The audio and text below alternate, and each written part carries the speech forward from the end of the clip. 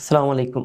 যক্ষ্মা বা টিউবারকুলোসিস প্রতি বছর প্রায় 10 থেকে 11 মিলিয়ন মানুষ প্রতি বছর যক্ষ্মাতে আক্রান্ত হয়। এর মধ্যে আপনার 13 থেকে 16 লাখ মানুষ এই যক্ষ্মাজনিত রোগে মারা যায়। আমাদের বাংলাদেশে প্রায় প্রতি বছরই প্রায় 3.5 লাখ মানুষ যক্ষ্মা রোগে আক্রান্ত হয়। যক্ষ্মা কি? আমরা জানি যে যক্ষ্মা একসময় জানতাম যে যার হয় যক্ষ্মা তার নাই রক্ষা। কিন্তু এখন বর্তমানে 1980 সালের পর থেকে যক্ষ্মার খুব ভালো ট্রিটমেন্ট হয় এবং যক্ষ্মা রোগীরা চিকিৎসা নিলে রোগী একদম স্বাভাবিক লাইফ লিড করতে পারে। তো এই যে যক্ষ্মা হচ্ছে একটা বায়ুবাহিত রোগ।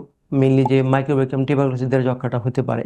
তো অনেকেই আমাদের কোশ্চেন করেন যে যার যক্ষ্মা হয় আমাদের থাকলে কি তার সাথে যক্ষ্মা হবে, বা তার থেকে আমাদের কতটুকু ছড়াইতে পারে, বা যক্ষ্মা ছোঁয়াচ্ছে কিনা। খেয়াল করবেন, যক্ষ্মা মেইনলি হয় ফুসফুসে।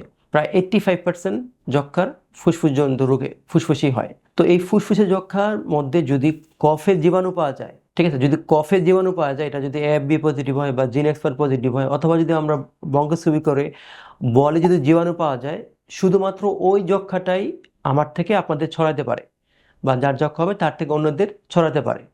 এটা ছাড়া যদি আপনার অনেকের বলে লিম্ফ নোডে টিবি হয়, ব্রেনে টিবি হয়, পেটে টিবি হয়, ফুসফুসে পর্দার মধ্যে টিবির কারণে পানি আসতে পারে, পেটে পানি আসতে পারে, কিডনিতে টিবি হয়, স্কিনে টিবি হয়, আর কোনো যক্ষ্মাই ছড়াবে না। ঠিক আছে, তো এই জিনিসটা খুব মাথায় রাখবেন।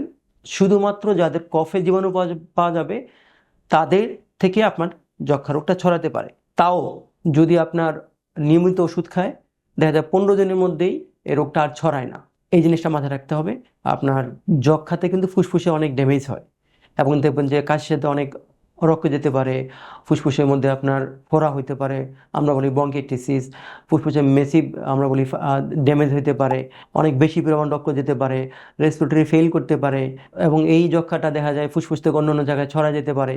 তো এই জিনিসগুলো মাথায় রাখতে হবে। যাদের রোগ প্রতিরোধ ক্ষমতা কম থাকবে, ডায়াবেটিস আনকন্ট্রোল থাকবে, বা এইচআইভি বা অন্য কোনো রোগের কারণে যে আপনার রোগ প্রতিরোধ ক্ষমতা কমে যায়, তাদের যক্ষ্মার প্রবণতা বেড়ে যেতে পারে।